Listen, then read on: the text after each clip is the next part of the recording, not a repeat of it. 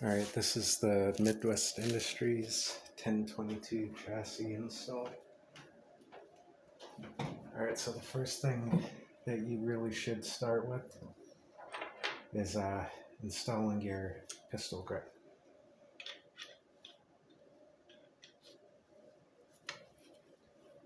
You'll want to have a 4.5, 4, and a 3 metric Allen key set for this. I notice one of the best ways to kind of go about all of this is simply just kind of already threading it on. I'd strongly advise to keep it loose before you put your receiver on. Just one of the issues that I came across was if you put this guy on there too early, you're going to end up having a really tough time when it comes to installing.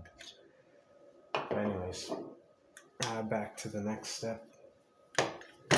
Alright, with your receiver, once you're ready to drop it into place, make sure that your safety is halfways on, halfways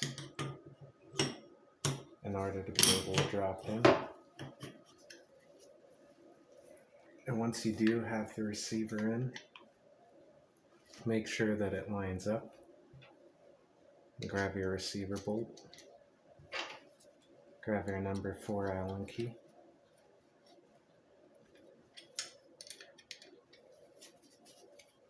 Snug her up. Alright, now that that's into place, now you're free to come back here and set up your pistol grip. Same size screw, or Allen key.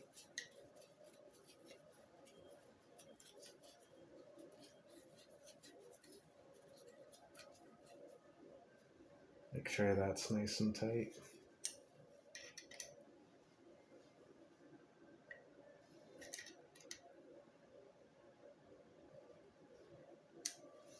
Once more over on the receiver.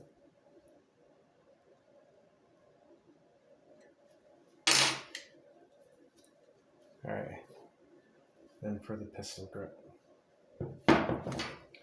For the pistol grip, I noticed one technique that kind of works is if you can, just try and already jiggle it in there so that the bolt comes down. If you turn the rifle upside down as well, that really helps. And then for this one, you're going to need a 4.5 Allen key. Make sure everything kind of lines up there. And you could start tightening down on the bolt for the pistol grip.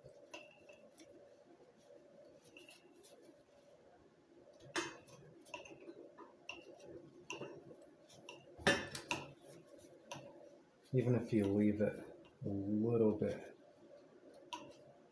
loose going into the connection, it really helps out quite a bit, because then you're able to just tighten her down. She gets closer and closer to position as you tighten her down. Also, another thing for your pistol grip, whatever you do not buy a beaver tail pistol grip for this, as it will not fit. I made that mistake and ended up having to sand my grip down. But it worked out. So now that you're done with that, you're almost halfway there.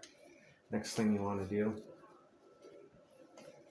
is bring your barrel shroud down the barrel.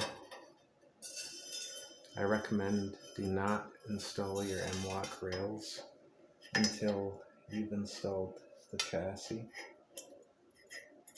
Doing so, you're saving your rifle a lot, and I mean a lot of scratches. And then from there, you'll want to get your number 3 metric Allen key and tighten up the screws on the bottom.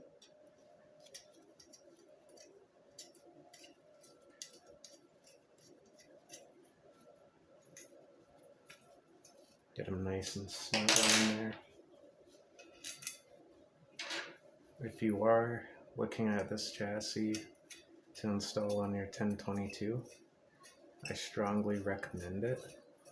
It is a lot heavier than a lot of chassis out there, but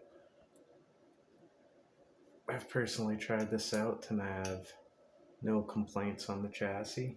It is free floating and it works like a charm.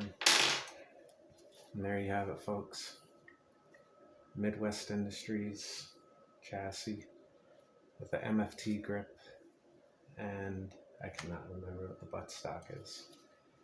But from there, you can pretty much expand it. One of the things I love is the SBI Meg adapter. Here in Canada, it makes it very difficult to get